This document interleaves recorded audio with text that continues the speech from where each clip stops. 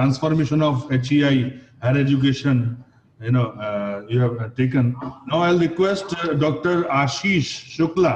He is Associate Professor in the Department of Electronics and Engineering at GLA University only. And I'll request him to give his thought on higher education NEP 2020. Over to Dr. Ashish Shukla, please. Dr. Ashish, can you share the screen? Right.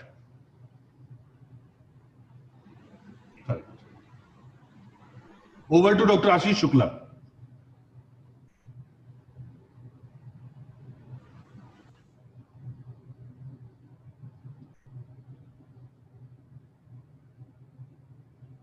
Dr. Ashish Shukla, can you listen to me? Sir, am I audible? Yes, absolutely.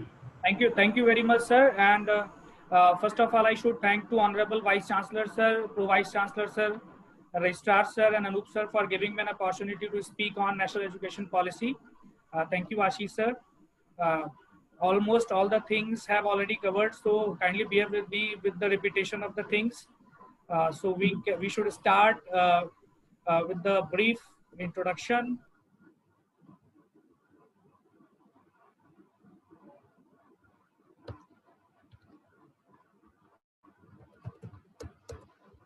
Sorry, give me a minute.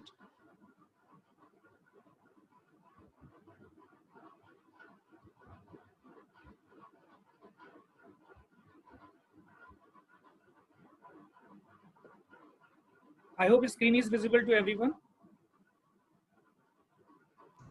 Yes, it is visible. Thank you, sir. Yes, it is visible. So we can start with a small introduction. We know that since long time, almost 30 to 34 years, the significant changes in education policy has been due. So a committee was set up in 2017 to prepare a draft for national education policy under the chairmanship of Dr. Krishna Swamy Kasturi Ranjan. And this committee handed over the draft in 2019, and that came into the picture in 2020 as a national education policy. Which has made significant changes which concern to higher education. First, policy 2020 suggests that the process of higher education, they made a significant change here. The current system has basically like if any student has to first has to complete his undergraduate, then masters, and then if he or she want to do research, he then should enroll to MPhil and then PhD. So NEP 2020 suggests that this MPhil can be taken out from the process. Now a student can do their undergraduate, masters, and then directly go to PhD. So this is a very important change education policy suggests.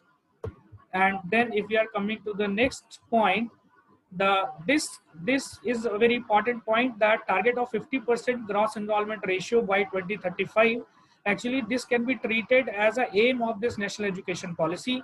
In the current scenario, normally most of the students are not completing their higher education. So you can see here the percentage is almost 26.3%. So the government has set the target to achieve the target of 50% up to 2035. The vision is very clear that more and more students should complete their higher education, and for this 35 million new seats will be added to higher education institutions.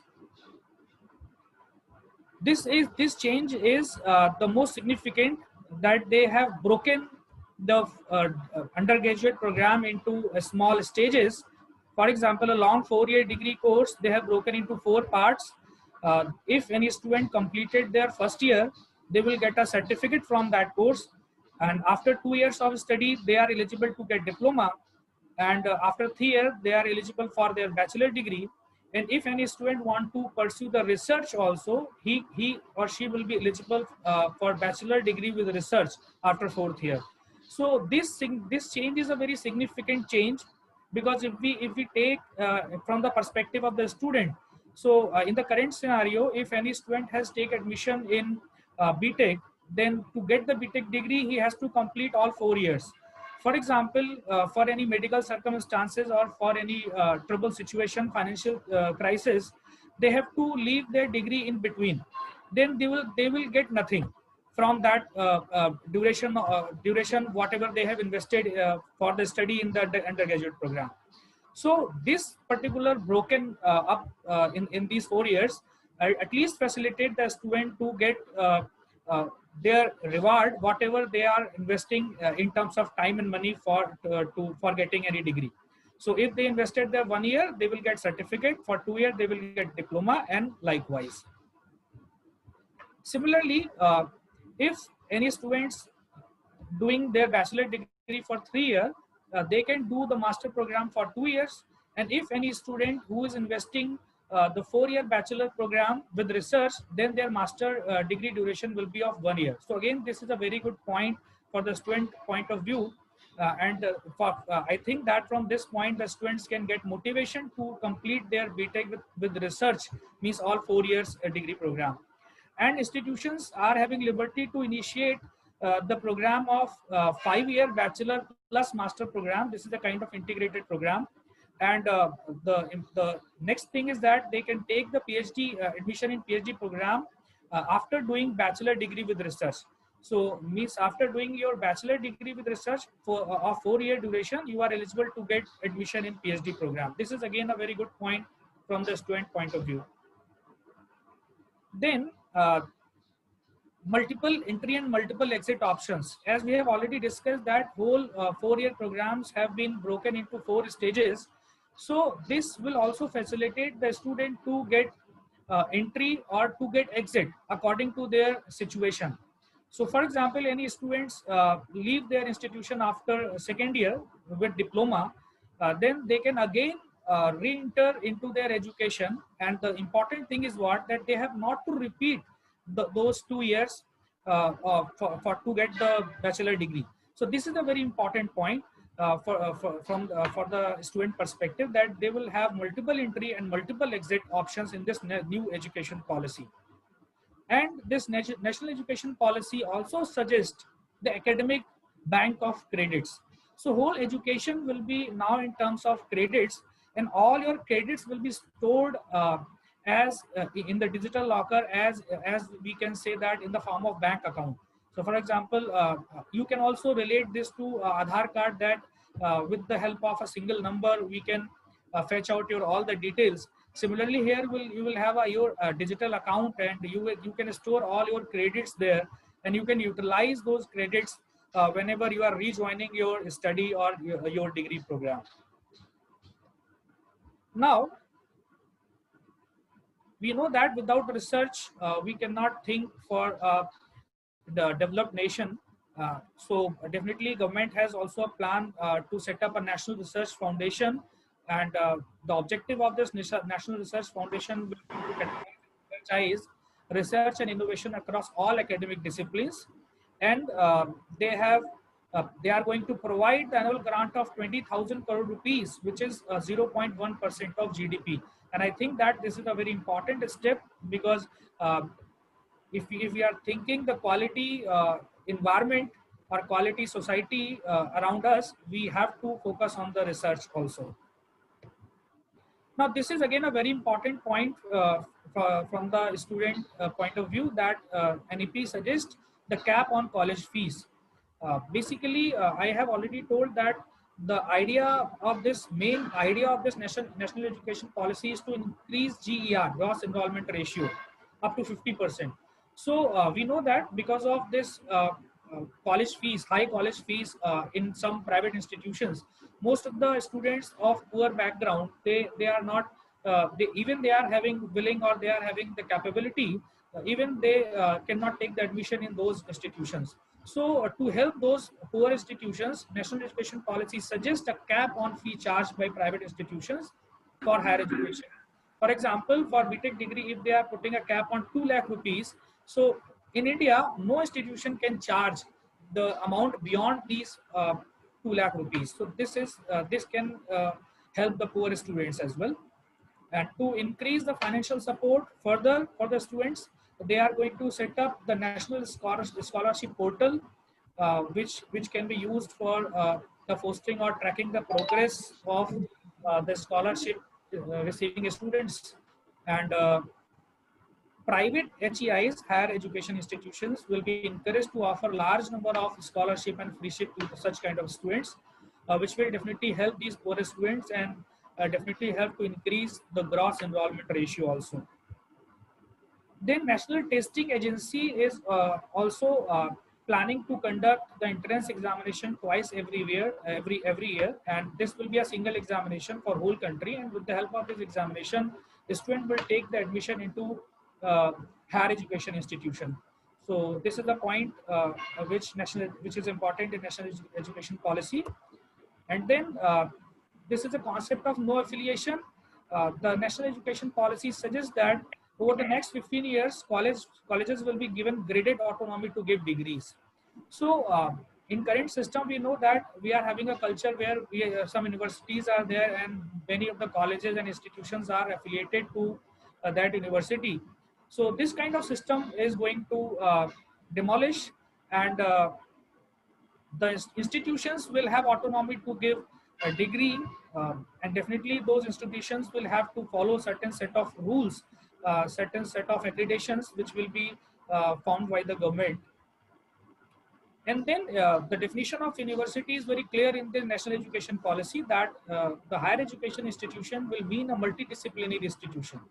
And they are suggesting that all universities can be divided into broad categories. That is, some university can be research universities and some universities can be teaching university.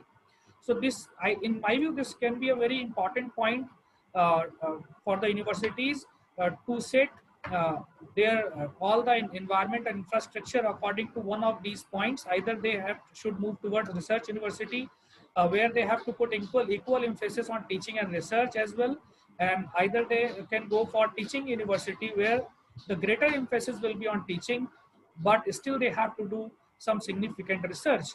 And in the third category, there will be autonomous degree granting colleges, and these colleges will have autonomy to give degree, but they have to upgrade themselves, and ultimately they have to join the umbrella of either research university or teaching university in future. So this is, as the previous speaker has already said, that this national education policy is suggesting to be going international. So top rated global universities will be facilitated to come to India, and the universities which are very good university in India, they will be promoted to go outside from the India to promote the education. So this is important point. And as we have already seen that university will be treated as multidisciplinary university. So it means that there will be a department of language, literature, music, philosophy will be there, applied sciences, sociology, and these things will complete the definition of a multidisciplinary university, or a term university, because the term university is defined in national education policy as a multidisciplinary institution. So what is the meaning of this point? The very good example can be, for example, after doing BTech in computer science, any student want to pursue the UPSC examination. So normally what the students do, they leave those all technical subject and they choose a subject like geography, history, public administration in their UPSC preparation. So with this kind of thing, what they can do, they can choose these subjects with their BTech or computer science curriculum. So we can say that these things will open the dimension of the career in the student perspective. So this is a very good point, I think so. Then again, university worldwide means a multidisciplinary institution of higher learning, and the present nomenclature in which we are having deemed to be university, affiliating university, or some other terms also. This national education policy suggests that there will be a single term which will be named as university on fulfilling the criteria as per norms. So now there will not be many types of universities in India. There will be a single term university, and I think that this point will make the system transparent. Means there will be a minimum gap between private universities, central universities, and government universities, because every university has to follow a certain rules. So the students can get quality education in everywhere, either in private or in government universities. So then creation of an accreditation ecosystem. So this has already been covered, that Higher Education Commission of India will be set up as a single umbrella body, and there will be 4 verticals. There will be a National Higher Education Regulatory Council for regulation kind of thing. There will be a General Education Council for standard setting, Higher Education Grant Council for funding, and National Accreditation Council for accreditation. So accreditation ecosystem will definitely treat all the universities at par, and all the universities has to follow these all accreditation. So the quality of education will be maintained according to National Education Policy 2020, and the private and public institutions will be treated at par, and education will remain not for profit activity. So these are the few points which I want to emphasize. And with this phrase of Albert Einstein, that education is not the learning of the facts, but the training of the mind to think, I want to close my presentation. Thank you very much. Thank you very much, Ashish sir, and everyone for patience listening. Thank you very much.